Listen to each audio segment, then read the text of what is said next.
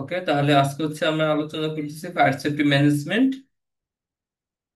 তাহলে আমরা এখানে অবজেক্টিভ কি কি শিখবো এই কোর্স থেকে? আমরা হচ্ছে introduction to fire, fire hazard, fire elimination, fire extinguishing, fire escape guide, fire safety management, roles and responsibilities, fire safety risk assessment, এবং ফাইনালি আমরা হচ্ছে কিছু কেস স্টাডি নিয়ে একটু আলোচনা করবো। তাহলে প্রথমে আমরা দেখে নিই পার্ট ওয়ান, যে ইন্ট্রোডাকশন টু ফায়ার।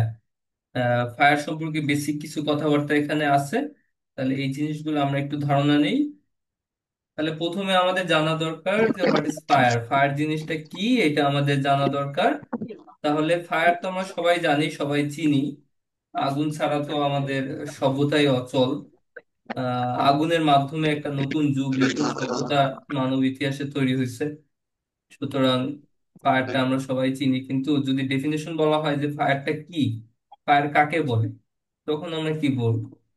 ফায়ার হচ্ছে মূলত, fire is a chemical chain reaction. Fire হচ্ছে একটি চেইন রিয়াকশন, কেমিক্যাল রাসায়নিক চেইন রিয়াকশন।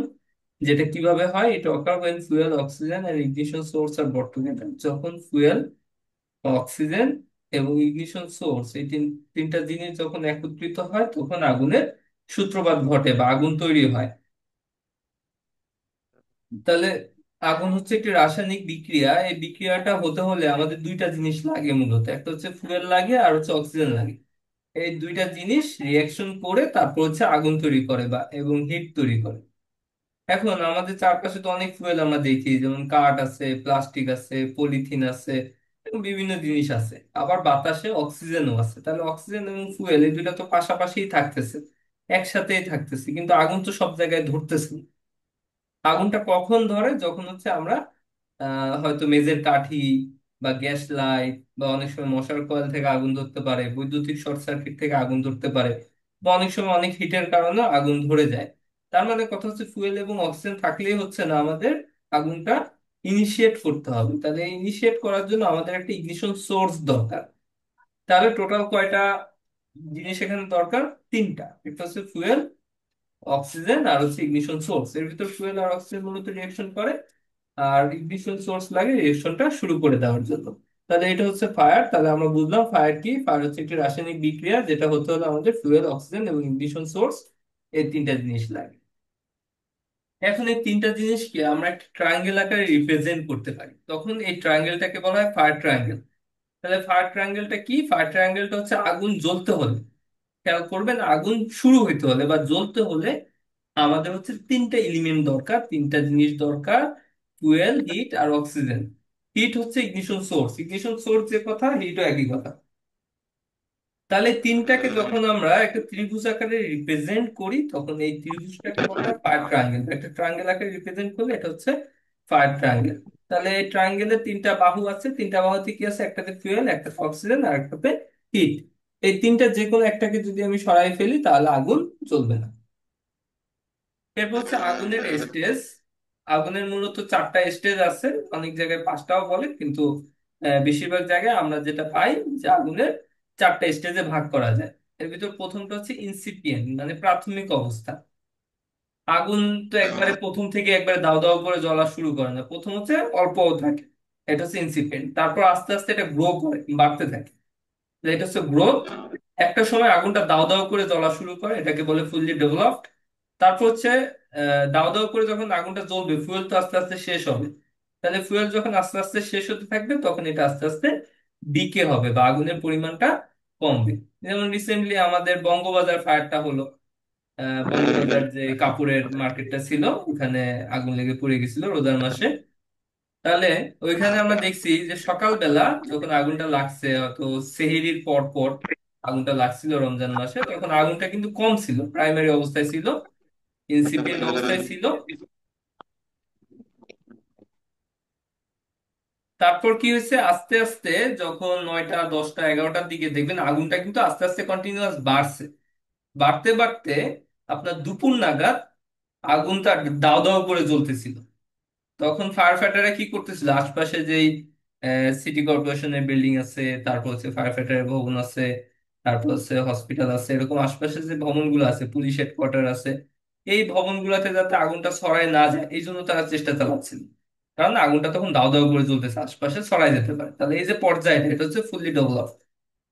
আর বঙ্গবাজারে ফুয়েল ছিল, এগুলো কাপড় ছিল, বিভিন্ন ধরনের প্লাস্টিক ছিল। তারপর হচ্ছে ওখানে যে মার্কেটটা তৈরি হয়েছে, ওখানে বাঁশ ইউজ করা হয়েছে, বিভিন্ন ব্যাম্বু, তারপর হচ্ছে বিভিন্ন কাঠ।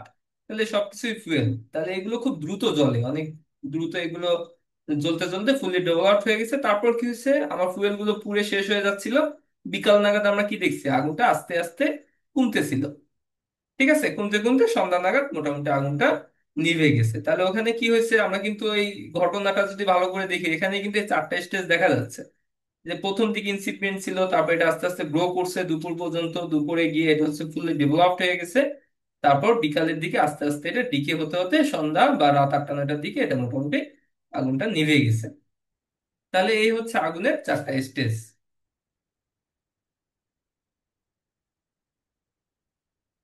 তাহলে আমরা যেটা দেখলাম ফায়ার ট্রায়াঙ্গেলে, যে আগুন জ্বলতে হলে আমাদের তিনটা জিনিস লাগে, একটা হচ্ছে ফুয়েল, অক্সিজেন, আর হচ্ছে ইগনিশন সোর্স। তাহলে ফুয়েল নিয়ে একটু একটু ডিটেইলে আমরা জানার চেষ্টা করি যে ফুয়েলটা কোনগুলোকে আমরা ফুয়েল বলি বা ফুয়েল কেমন হয়। যেমন এখানে আমরা ছবিটা দেখলে অনেকটা ক্লিয়ার হবে। যেমন প্রথম পিকচারে যেটা আমরা দেখতেছি, আমরা কি দেখতেছি, কিছু কাঠ পুড়তেছে বা উড পুড়তেছে। তাহলে এই উড যেটা আছে, উডটা কি ধরনের ফুয়েল? এটা হচ্ছে সলিড ফুয়েল, মানে কঠিন পদার্থ, কঠিন ফুয়েল। যেমন প্লাস্টিক হতে পারে, যেমন হচ্ছে কাপড় হতে পারে, তারপর এরকম কাঠ হতে পারে। তাহলে এই জিনিসগুলো হচ্ছে সলিড। তারপর কয়লা আছে, এগুলো হচ্ছে সলিড, কঠিন পদার্থ। তাহলে এগুলা ফুয়েলটা কঠিন হতে পারে।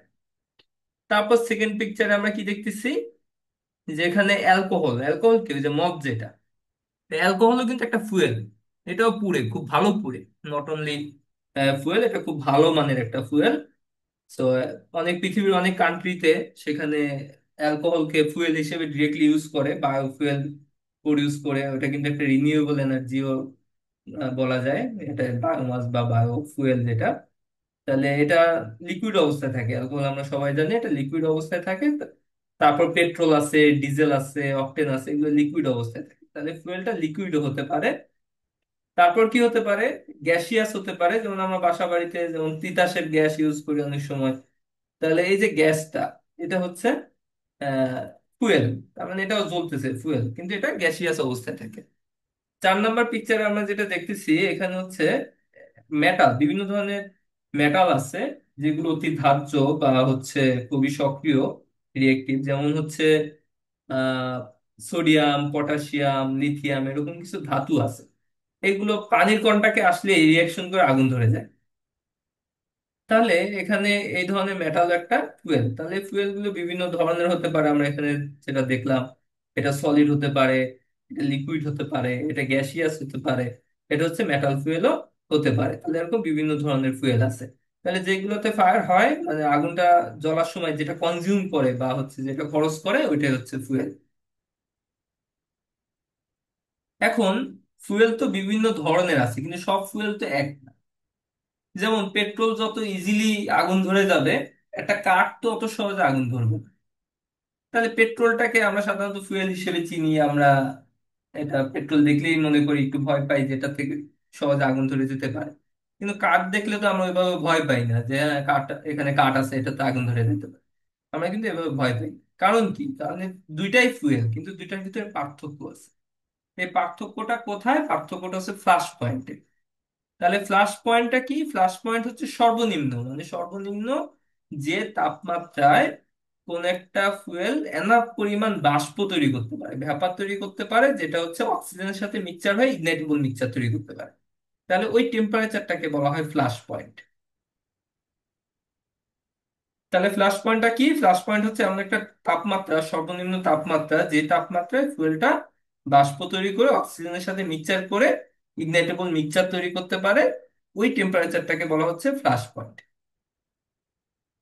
কোনো ফুয়েল ততক্ষণ পর্যন্ত না বার্ন হবে না, যতক্ষণ পর্যন্ত না এটা বাষ্প তৈরি করে অক্সিজেনের সাথে মিক্সচার হয়। কারণ আমরা জানি আগুন হতে হলে অক্সিজেনের সাথে কিন্তু ফুয়েলটা অ্যাড হতে হবে, রিয়াকশন করতে হবে। তাহলে রিয়াকশন করার প্রথম কন্ডিশন কি, দুইটা তো একত্রিত হতে হবে, কাছাকাছি আসতে হবে।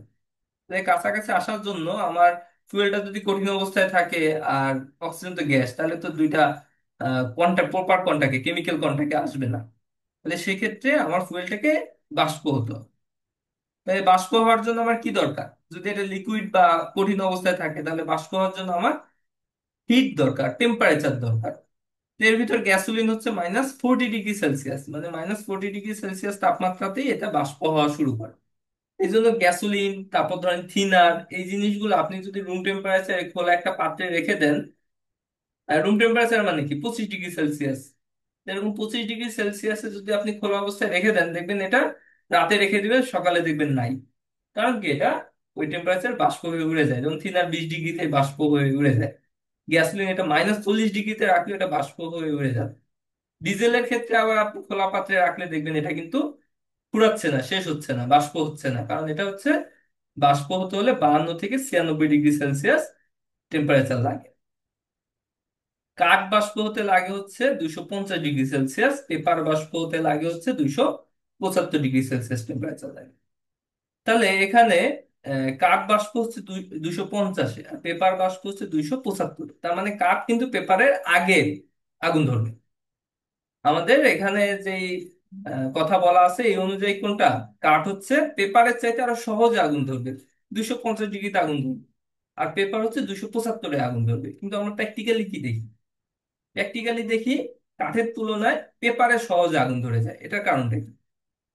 কারণটা হচ্ছে, ধরেন আপনাকে আমি 1 কাপ পানি দিলাম, আর 1 বালতি পানি দিলাম। 1 কাপ পানি দিলাম আর 1 বালতি পানি দিলাম, বললাম যে 1 কাপ পানিকেও আপনি ফুটাবেন, 1 বালতি পানিকেও আপনি ফুটাবেন, দুইটাই পানি। তাহলে কোন পানিটা আগে ফুটবে? অবশ্যই 1 কাপ পানিটা আগে ফুটবে, কারণ এখানে পানির পরিমাণটা কম, ওটাকে হিট দিলে সহজেই ওটা ফোটা শুরু করবে। আর 1 বালতি পানি, এটাকে হিট দিতে হলে অনেকক্ষণ ধরে হিট দিতে দিতে দিতে দিতে তারপর যে ফুটবে। তাহলে পেপার তো অনেক পাতলা, পেপার অনেক পাতলা হওয়ার কারণে এটাকে যদি আমি হিট দিই, এটা খুব সহজে অনেক দ্রুত 275°C টেম্পারেচারে পৌঁছায় যাবে। আর কাঠ যেহেতু নর্মালি অনেক মোটা থাকে, অনেক বড় ভলিউমে থাকে, এটা তখন হিট দিতে হলে অনেকক্ষণ ধরে হিট দিতে দিতে 250-এ পৌঁছাবে। তার মানে এখানে আসলে ব্যাপারটা হচ্ছে ম্যাটেরিয়ালস এর পরিমাণের উপরে। কাঠের যেহেতু ম্যাটেরিয়ালস এর পরিমাণ বেশি, এই জন্য 250-এ যাইতে অনেকক্ষণ সময় লাগতেছে। কিন্তু কাঠটাকে যদি ছাঁচা হয়, দেখবেন মিস্ত্রির দোকানে এটা ছাঁচলে পাতলা পাতলা চিপস বের হয়, এটা দেখবেন অনেক দ্রুত আগুন ধরে যাচ্ছে। কারণ এটা তখন ম্যাটেরিয়ালস কম, পাতলা হয়ে যাচ্ছে। এই জন্য দেখবেন বিভিন্ন বইয়ের দোকানে যখন আগুন টাগুন লাগে, যেমন বেশ কয়েক বছর আগে নীলক্ষেতেও আগুন লাগছিল, অনেক বইয়ের দোকানে আগুন লাগলে দেখবেন ওখানে বইয়ের দোকানগুলো অনেক সময় কাঠ দিয়ে, পলিথিন টিন থাকে, কাঠ থাকে, অনেক কিছু থাকে, বাঁশ থাকে। তো ওখানে নীলক্ষেতের যে দোকানগুলোতে আগুন লাগছিল, দেখবেন ওইগুলা বাঁশ কাঠ যা ছিল ওগুলো সব পুড়ে গেছে। কিন্তু কিছু বইও পুড়ছে, কিন্তু কিছু বই আবার ইনটেক রয়ে গেছে, মানে সাইড দিয়ে কালো কালো হয়েছে কিন্তু পুড়ে নাই।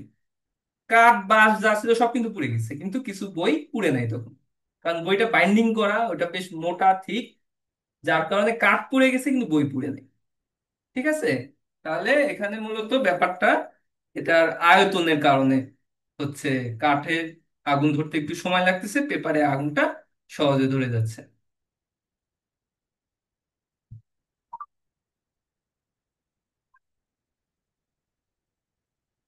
তাহলে আমরা ফ্ল্যাশ পয়েন্টের ব্যাপারটা বুঝলাম। এখন এই ফ্ল্যাশ পয়েন্টের উপর ভিত্তি করে ফুয়েলকে দুইটা ক্লাসে ভাগ করা যায়, একটা হচ্ছে ফ্লেমেবল আর একটা হচ্ছে কম্বাস্টেবল।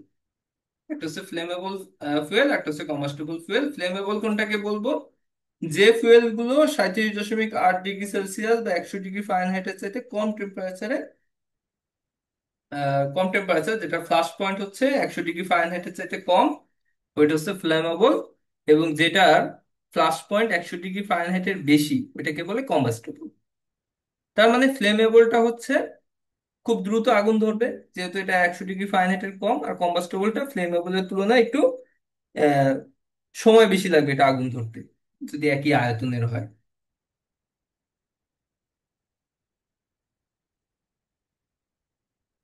তাহলে আমরা ফুয়েল সম্পর্কে ধারণা পেলাম। তারপর যেটা আছে ফায়ার ট্রায়াঙ্গেলের সেকেন্ড পার্ট, এটা হচ্ছে অক্সিজেন। তো অক্সিজেন আমাদের নর্মাল অ্যাটমসফিয়ারে পর্যাপ্ত পরিমাণ অক্সিজেন থাকে আগুন ধরার জন্য। যেমন আমাদের অ্যাটমসফিয়ারে বা অ্যাম্বিয়েন্টে হচ্ছে, এনভায়রনমেন্টে 21% অক্সিজেন থাকে। এর বাইরে হচ্ছে বিভিন্ন হসপিটালে অক্সিজেন ইউজ হ্যাঁ, করা হয়। কম্বাস্টেবল ম্যাটেরিয়ালস এক্সাম্পলটা একটু বলবেন?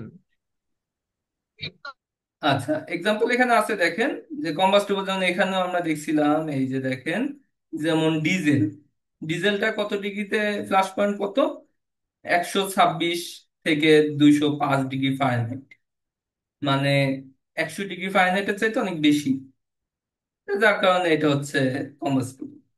আবার গ্যাসোলিন দেখেন, এটা হচ্ছে -40 ডিগ্রি ফারেনহাইট। তারপর থিনার দেখেন, এটা হচ্ছে 68 ডিগ্রি ফারেনহাইট, মানে এটা 100 ডিগ্রি কম, 100 ডিগ্রি ফারেনহাইটের কম থিনার গ্যাসোলিন। সেক্ষেত্রে এগুলো হচ্ছে ফ্লেমেবল, আর ডিজেলটা হচ্ছে কম্বাস্টেবল। ঠিক আছে।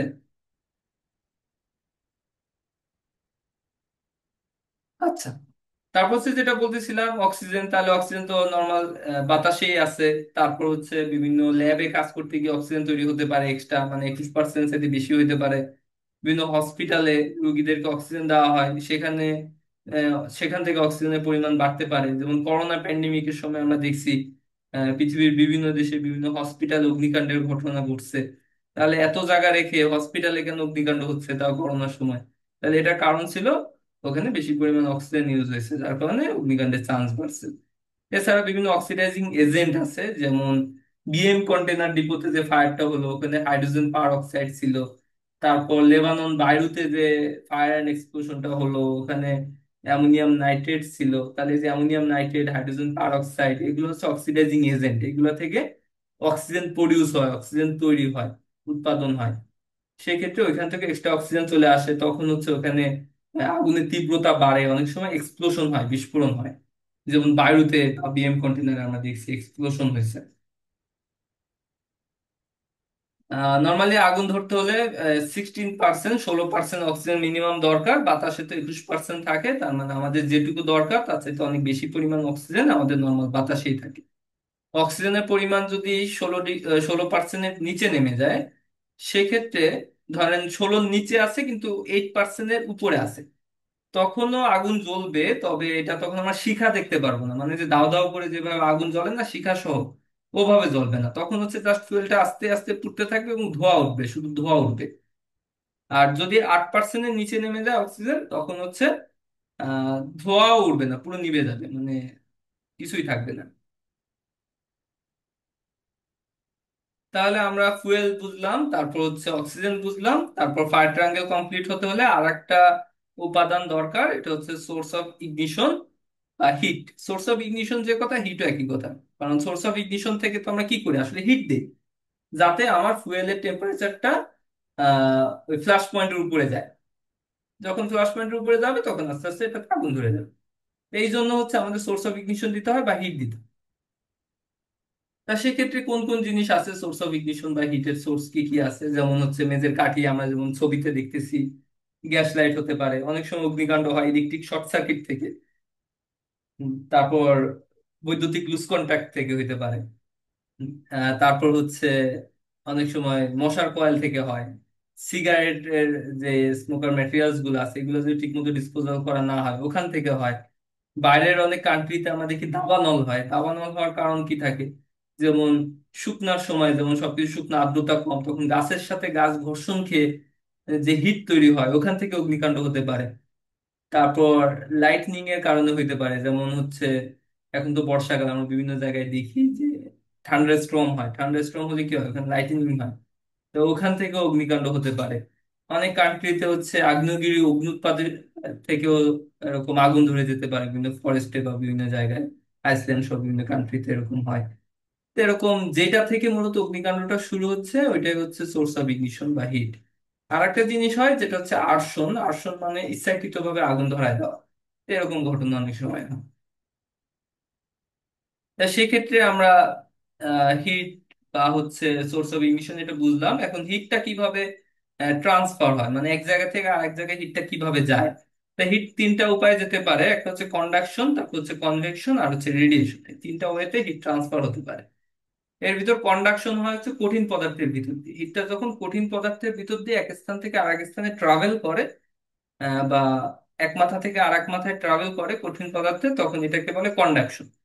যখন তরল বা বায়বীয় পদার্থের ভিতর দিয়ে হিটটা ট্রাভেল করে, এটাকে বলে কনভেকশন। আমরা ফুল মেকানিজমে যাচ্ছি না, জাস্ট হচ্ছে কনসেপ্ট গুলো নিচ্ছি। যখন হচ্ছে বায়বীয় পদার্থ বা তরল পদার্থের ভিতর দিয়ে হিটটা ট্রান্সফার হয় এটাকে বলে কনভেকশন।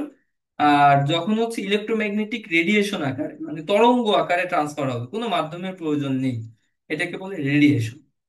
রেডিয়েশন আগুনের চারদিকে হয়, সব দিকে, উপরে নিচে ডানে বামে সব দিকে হয়। কিন্তু কনভেকশনটা শুধুমাত্র আগুনের উপর দিকে কনভেকশনটা হয়। যার কারণে আপনি যদি আগুনের উপরের দিকে হাত রাখেন দেখবেন ওখানে গরমটা বেশি অনুভব হয়, কারণ ওখানে কনভেকশনটা হচ্ছে, রেডিয়েশন হচ্ছে। কিন্তু আপনি যদি আগুনের সাইডে হাত রাখেন দেখবেন ওখানে হিটটা কম অনুভব হচ্ছে উপরের তুলনায়, কারণ ওখানে কনভেকশন হচ্ছে না, শুধুমাত্র রেডিয়েশন হচ্ছে। তারপর এখানে কিছু কমন কজ অফ ফায়ার উদাহরণ দেওয়া আছে যে আগুনটা কিভাবে লাগতে পারে, যেমন মানুষের বিভিন্ন আনসেফ কর্মকাণ্ডের কারণে, বাচ্চারা অনেক সময় আগুন নিয়ে খেলা করে, অনেক সময় ইলেকট্রিক্যাল ইকুইপমেন্ট গুলোকে আমরা মিস ইউজ করি বা নেগলেক্ট করি, ফুয়েল সাপ্লাই লাইনে যদি কোনো সমস্যা থাকে, যেমন আমাদের যে গ্যাসের লাইন গুলো আছে এটা বিভিন্ন জায়গাতে দেখা যায় যে বৃষ্টি হলে যখন রাস্তায় পানি আসে তখন বুদবুদ উঠে অনেক জায়গা থেকে, এটা বোঝা যায় যে ওখানে যে গ্যাসের যে সাপ্লাই আছে ওখানে পাইপে হয়তো লিক আছে বা কিছু একটা, ওইখান থেকে বুদবুদ উঠতে থাকে। তো এখান থেকে অগ্নিকাণ্ড হতে পারে। কুকিং ইকুইপমেন্ট যদি কেয়ারফুলি ইউজ করা না হয়, কুকিং ইকুইপমেন্টে যদি কোনো ফল্ট থাকে, যেমন গ্যাসের সিলিন্ডার এটা লিক হচ্ছে, গ্যাসের চুলা থেকে গ্যাস লিক হচ্ছে। হ্যাঁ বলেন। আচ্ছা, তারপর হচ্ছে হট ওয়ার্ক করার সময় যেমন ওয়েল্ডিং, কাটিং, গ্রাইন্ডিং এই কাজগুলো করার সময় অগ্নিকাণ্ড হতে পারে। আর্সন, আর্সনের কথা যেটা বললাম যে ইচ্ছাকৃতভাবে আগুন লাগায় দেওয়া। তারপর বিভিন্ন ধরনের ওয়ার্ক ইকুইপমেন্ট থেকে, তারপর হচ্ছে পেপারস, প্লাস্টিক, এগুলো যদি হিট সোর্সের খুব কাছাকাছি রাখা হয়, তারপর স্মোকার ম্যাটেরিয়ালস থেকেও অগ্নিকাণ্ড হতে পারে। এগুলো কিছু কমন কজ, এর বাইরে আরো অনেক কারণে আগুন লাগতে পারে। হট ওয়ার্ক কোনগুলো, যেমন এখানে আমরা ছবিতে দেখতেছি, যেমন ওয়েল্ডিং করা হয়, গ্যাস কাটিং করা হয়, গ্রাইন্ডিং করা হয়, অনেক সময় কাস্টিং ওয়ার্ক, কাস্টিং যে কাজগুলো মানে মেটাল, গলিত মেটাল বিভিন্ন ছাঁচে ঢেলে তারপর হচ্ছে ওয়ার্ক পিস বা অবজেক্ট তৈরি করা হয়, এগুলো হচ্ছে হট ওয়ার্কের উদাহরণ। আসন কোনটা, যেমন ছবিটা দেখে আমরা মোবাইল কি মোটামুটি করেন? একটা ধারণা করতে পারতেছি যে ইচ্ছাকৃত ভাবে কেউ যদি আগুন লাগায় দেয় এটাকে বলা হয় হচ্ছে আর্সন। যেমন এটা অনেকে ইন্স্যুরেন্স ক্লেম করার জন্য, ব্যাংকের লোন ফাঁকি দেওয়ার জন্য, অনেক সময় একটা কোম্পানি বা একটা বিজনেসের ওনাররা অনেক সময় আর্সনের ঘটনা ঘটাতে পারে। অনেক সময় ফ্যাক্টরির এমপ্লয়ি বা হচ্ছে দোকানের কর্মচারী, তাদেরকে দেখা যায় তার মালিক গালাগালি করছে বা হচ্ছে আহ, কোনো একটা বকা দিছে বা অতিরিক্ত কাজের প্রেশার দেয়, রাগ করে আগুন ধরায় দিল। অনেক সময় শত্রুতা বশত হচ্ছে প্রতিবেশীর বাড়িতে আগুন দেওয়া বা হচ্ছে শত্রুর কর্মস্থলে আগুন দেওয়া, এই ধরনের বিভিন্ন ঘটনা ঘটে। তাহলে এগুলোকে বলা হয় আর্সন। তাহলে আর্সনও চাইলে প্রতিরোধ করা সম্ভব, যেমন সিসি ক্যামেরা মনিটরিং বাড়ানো, তারপর হচ্ছে সিকিউরিটি বাড়ানো, তারপর হচ্ছে বিভিন্ন অর্গানাইজেশন, বড় বড় যে অর্গানাইজেশন গুলো আছে যেগুলোতে ইভেন ইন্স্যুরেন্স ক্লেম করার জন্য বা হচ্ছে ব্যাংক ঋণ ফাঁকি দেওয়ার জন্য অনেক সময় মালিক পক্ষ আগুন লাগাই দিতে পারে। সেই ক্ষেত্রে ওখানে থার্ড পার্টি বা গভর্নমেন্টের প্রতিনিধি যেমন পুলিশ, আনসার বা গভর্নমেন্টের সিকিউরিটি ফোর্স তারা ওখানে মনিটরিং করতে পারে। তাহলে এইভাবে হচ্ছে আর্সনটাকেও প্রতিরোধ করা যায়।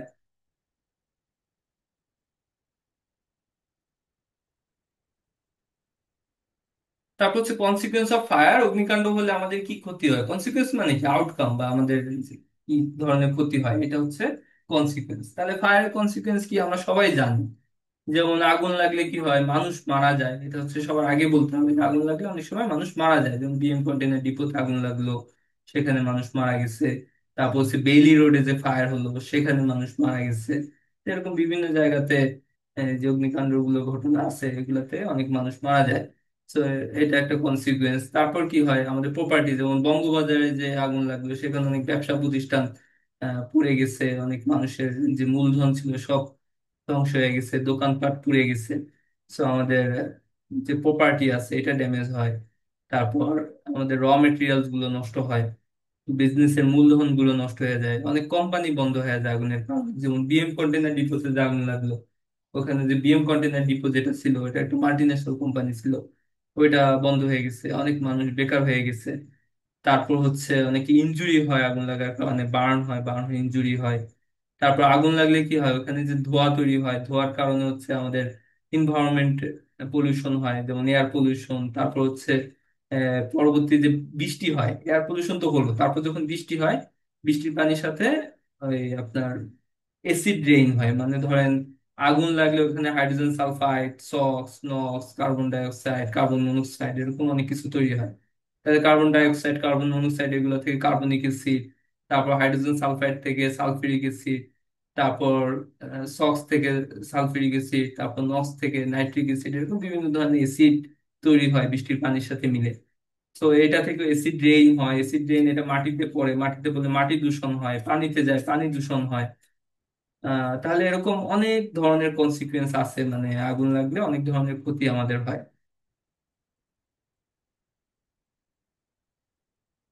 যেমন এখানে আমরা কিছু কনসিকুয়েন্স দেখতেছি, যেমন আগুনের কারণে কি হয়েছে, বার্ন হয়েছে, মানুষ মারা গেছে।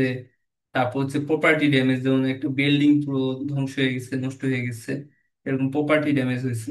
এরকম অনেক ধরনের ক্ষতি আমাদের আগুন থেকে হয়।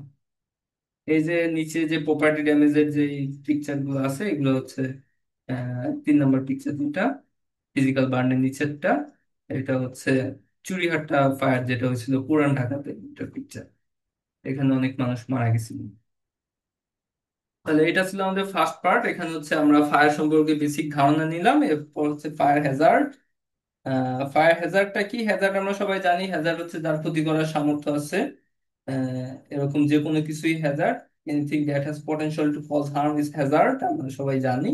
সেক্ষেত্রে ফায়ার হ্যাজার্ড হচ্ছে কোনটা? ফায়ার হ্যাজার্ড হচ্ছে ফায়ারের ক্ষেত্রে যে জিনিসগুলো আমার ক্ষতি করে বা যে জিনিসগুলোর ক্ষতি করার সামর্থ্য আছে, ওগুলোকে বলা হয় ফায়ার হ্যাজার্ড। যেমন ফায়ার হ্যাজার্ড কি কি হতে পারে, আমি এখান থেকে দেখি যে ফ্লেম, মানে আগুন লাগলে কি হয়, আগুনের শিখা আমরা দেখি, ওখান থেকে হিট তৈরি হয়, তাহলে এই জিনিসগুলো ক্ষতি করার সামর্থ্য আছে। আগুন লাগলে ওখানে হচ্ছে স্মোক তৈরি হয় বা ধোঁয়া তৈরি হয়, ধোঁয়ার ক্ষতি করার সামর্থ্য আছে। বিভিন্ন টক্সিক গ্যাস তৈরি হয়, যেমন হাইড্রোজেন সালফাইড সহ বিভিন্ন টক্সিক গ্যাস, তাহলে এগুলার ক্ষতি করার সামর্থ্য আছে। আগুন লাগলে কি হয়, আগুনটা অক্সিজেন গ্রহণ করে, অক্সিজেন কনজিউম করে, সেক্ষেত্রে অক্সিজেন ডিফিসিয়েন্সি তৈরি হয়, তাহলে অক্সিজেনের পরিমাণ কমে যাওয়া, এটাও একটা ক্ষতি। তারপর হচ্ছে আগুন লাগলে অনেক সময় বিল্ডিং ধসে পড়ে, ইম্প্যাক্ট হয়, ক্রাশ হয়। আগুন লাগলে স্কিপ রুট অনেক সময় বন্ধ হয়ে যায়, মানে বের হওয়ার যে সিঁড়ি, ওটার ভিতরে ধোঁয়া ঢুকে যায় বা বিভিন্ন কারণে এটা ব্লক হয়ে যেতে পারে, সেক্ষেত্রে আমরা ক্ষতিগ্রস্ত হই। যেমনটা আমরা দেখছিলাম বেইলি রোডে যে ফায়ার হয়েছিল, সেখানে মানুষ ট্রাপ হয়ে গেছিল, আটকা পড়ে গেছিল আগুন লাগার পরে। এরকম বিভিন্ন টাইপের ক্ষতি আছে। তারপর হচ্ছে ফায়ার সেফটিটা কেন গুরুত্বপূর্ণ, হ্যাজার্ড বুঝলাম, এখন ফায়ার সেফটিটা কেন গুরুত্বপূর্ণ। তো এখানে ইউএস এর একটা ডেটা দেওয়া আছে, দেখেন ইউএসএ 1980 সাল থেকে মোটামুটি 2020 সাল পর্যন্ত একটা গ্রাফ আমরা দেখতেছি। এই গ্রাফটা থেকে যেটা বোঝা যাচ্ছে, দেখেন গ্রাজুয়ালি কিন্তু ফায়ারের যে ডেথের পরিমাণ, এটা গ্রাজুয়ালি কমছে আমেরিকাতে। আমেরিকাতে এটা ক্রমান্বয়ে কমছে, কারণ 1971 সালের পরে ওরা হচ্ছে ওশা ডেভেলপ করার পরে, মানে occupational safety and health administration, এটা ডেভেলপ করার পর থেকে ধীরে ধীরে ওরা ফায়ার সেফটি সহ এনএফপিএ আরো বিভিন্ন ধরনের প্রতিষ্ঠান, তারা হচ্ছে ফায়ার সেফটিতে বেশ গুরুত্ব দিছে বা হচ্ছে নিয়ে অনেক ইনফোর্স করছে, কাজ করছে। এবং এটা কাজ করার কারণে কি হয়েছে, গ্রাজুয়ালি দেখেন 1980 থেকে 1985, 85 থেকে 90, এভাবে আস্তে আস্তে এটা ফায়ারের যে ডেথের পরিমাণ এটা কমে আসছে। তার মানে 1980 সালের পরে তো ডে বাই ডে আমেরিকাতে ইন্ডাস্ট্রি বাড়ছে, মানুষ বাড়ছে, বিভিন্ন ধরনের হ্যাজার্ডাস অ্যাক্টিভিটি বাড়ছে, কিন্তু তারপরও ফায়ারের ডেথের পরিমাণ কমছে। হিসাবে তো ইন্ডাস্ট্রি বাড়ার সাথে সাথে, মানুষ বাড়ার সাথে সাথে ডেথের পরিমাণ বাড়ার কথা ছিল, কিন্তু উল্টা আরো কমছে। তাহলে এটাই হচ্ছে ফায়ার সেফটির যে ইম্পর্টেন্ট, মানে আমরা যদি ফায়ার সেফটিটা ইমপ্লিমেন্ট করতে পারি, তাহলে আমাদের হ্যাজার্ডাস অ্যাক্টিভিটি বাড়া সত্ত্বেও আমরা কিন্তু কনসিকুয়েন্সটা কমায় আনতে পারি। ফায়ার হ্যাজার্ড দেখলাম কি কি আছে ফায়ার হ্যাজার্ড রিলেটেড, যেমন এখানে আমরা ফায়ার হ্যাজার্ডের কিছু নমুনা কনসিকুয়েন্স আমরা দেখতে পাচ্ছি। আগুনের শিখা, ধোঁয়া, তারপর বিল্ডিং ধসে পড়ে, এরকম অনেক কিছু আছে। তারপর থার্ড পার্ট যেটা আছে, এলিমিনেশন অফ ফায়ার। ফায়ারকে কিভাবে আমরা এলিমিনেট করতে পারি। তাহলে এলিমিনেট করা খুবই ইজি, আমরা যেটা দেখলাম, ইজি বলতে হচ্ছে এটা কনসেপ্টটা ইজি, যেহেতু আমরা ফায়ার সম্পর্কে অলরেডি জানি যে আগুন জ্বলতে হলে 3টা উপাদান লাগে, ফুয়েল, অক্সিজেন আর হিট। আমরা ফায়ার এলিমিনেশন করতে হলে হয় ফুয়েল সরাবো, নয় অক্সিজেন সরাবো, অথবা হিট সরাবো। এই তিনটার যে কোনো একটাকে যদি আমি সরাই ফেলতে পারি বা কমায় ফেলতে পারি, সেক্ষেত্রে আগুনটা নিভানো যাবে বা আগুন লাগার চান্সটা কমানো যাবে।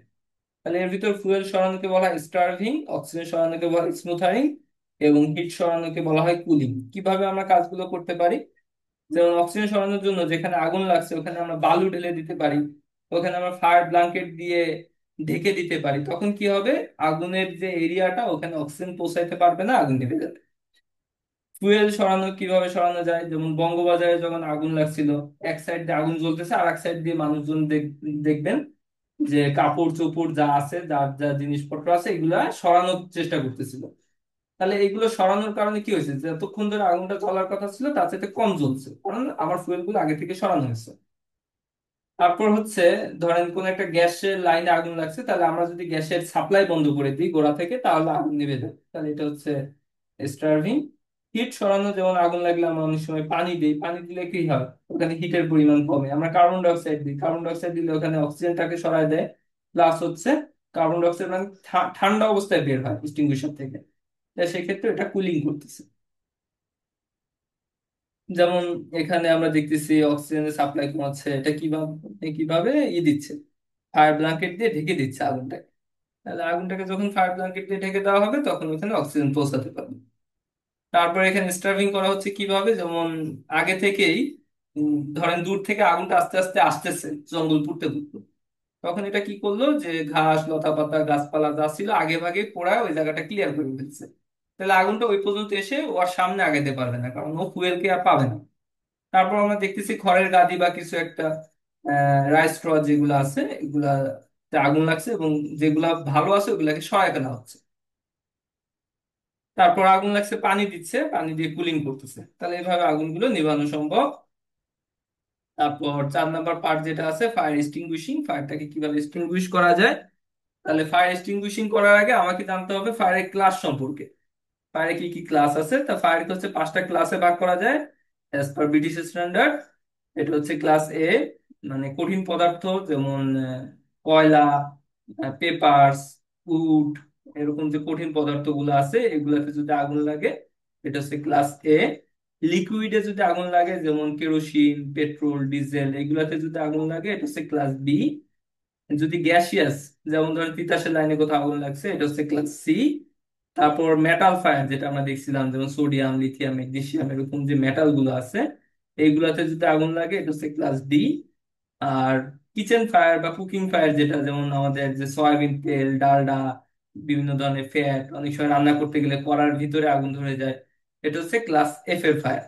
আর এর বাইরে আরেকটা ক্লাস আছে, যেটা আগে বলা হতো ক্লাস ই, কিন্তু বর্তমানে ক্লাস ইটা বাদ দিয়ে ওটাকে জাস্ট আলাদা ভাবে লেখে, যে ইলেকট্রিক্যাল ফায়ার।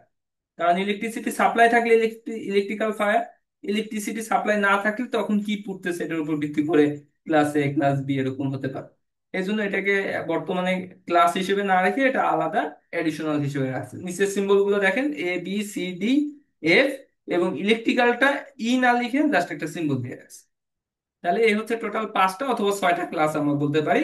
তবে এক্সামে আসলে আমরা অ্যাজ পার ব্রিটিশ স্ট্যান্ডার্ড লিখবো ফায়ারের 5টা ক্লাস আছে। ক্লাস হচ্ছে 5টা, আর অ্যাডিশনাল আর একটা ইলেকট্রিক্যাল ফায়ার আছে, এটা আমরা জাস্ট মনে রাখবো।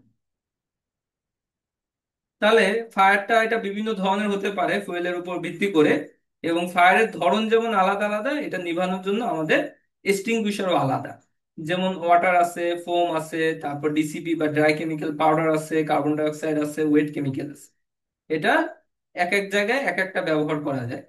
যেমন আমরা ওয়াটারটা ব্যবহার করতে পারবো শুধুমাত্র সলিড ফায়ার, মানে ক্লাস এ। কঠিন পদার্থ যদি পুড়ে, সেক্ষেত্রে আমরা ওয়াটার ব্যবহার করতে পারবো, পানি ব্যবহার করতে পারবো। যদি পেট্রোল পুড়ে, ডিজেল পুড়ে, যদি ইলেকট্রিক্যাল ফায়ার হয় বা মেটাল ফায়ার হয়, সেখানে কিন্তু ওয়াটার ব্যবহার করলে উল্টা আরো আগুন বেড়ে যাবে।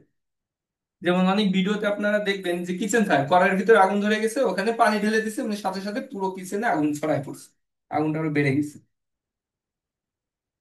ফোমটা সলিডে ব্যবহার করা যায়, কিন্তু সাধারণত এটা লিকুইডে ব্যবহার করা হয়। লিকুইড মানে পেট্রোল, ডিজেল, গ্যাসোলিন, এগুলাতে ব্যবহার পেট্রোল, ডিজেল যেগুলো আছে ওগুলাতে ব্যবহার করা হয়। গ্যাসের ক্ষেত্রে এটা কাজ করে। ডিসিপি যেটা পাউডার, ড্রাই কেমিক্যাল পাউডার, এটা মাল্টিপারপাস এক্সটিংগুইশার বলে। এটা মোটামুটি সব ধরনের ক্লাসে ব্যবহার করা যায়।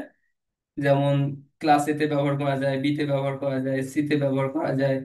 আর ডি তে এটার একটা স্পেশাল ধরন আছে, যেটা স্পেশাল ডিসিপি বলে, ওইটা ব্যবহার করতে হয়। প্লাস ইলেকট্রিক্যাল ফায়ারের ক্ষেত্রে ব্যবহার করা যায় পাউডারটা। কার্বন ডাই অক্সাইড ব্যবহার করা যায় লিকুইডের ক্ষেত্রে, মানে ক্লাস বি। এবং ক্লাস ই বা ইলেকট্রিক্যাল ফায়ারের ক্ষেত্রে ব্যবহার করা যায় কার্বন ডাই অক্সাইড। ওয়েট কেমিক্যালটা ব্যবহার করা হয় কিচেন ফায়ারের ক্ষেত্রে। তবে আমরা তো নর্মালি যে বাসা বাড়িতে রান্না বাড়া করি, ওখানে তো আর ওয়েট কেমিক্যাল কিনে রাখার কেউ রাখবেও না। তাহলে এটা সাধারণত বিভিন্ন রেস্টুরেন্ট বা বিভিন্ন হোটেল, যেখানে অনেক বড় বড় রান্নার আয়োজন হয়, ওইসব জায়গাতে আমরা ওয়েট কেমিক্যালটা রাখতে পারি, কারণ এটা বেশি এক্সপেন্সিভ। অন্যান্য ক্ষেত্রে আমাদের বাসা বাড়িতে যদি আগুন লাগে, ধরুন কড়াইয়ের ভিতরে আগুন লাগছে, আমরা ঢাকনা দিয়ে ঢেকে দিতে পারি, অথবা বালু থাকলে বালু দিতে পারি, অথবা সালার বস্তা টস্তা থাকলে ওগুলো ভিজায় তারপর ওইটা দিয়ে ঢেকে দিতে পারি। তাহলে এইভাবেও আগুনটা নিভানো সম্ভব। যাই হোক, আমাদের টাইম প্রায় শেষ। আমরা আজকে আর আগাবো না, এই পর্যন্ত থাকুক। তাহলে নেক্সট দিন আপনারা আগামীকাল স্টপ করি।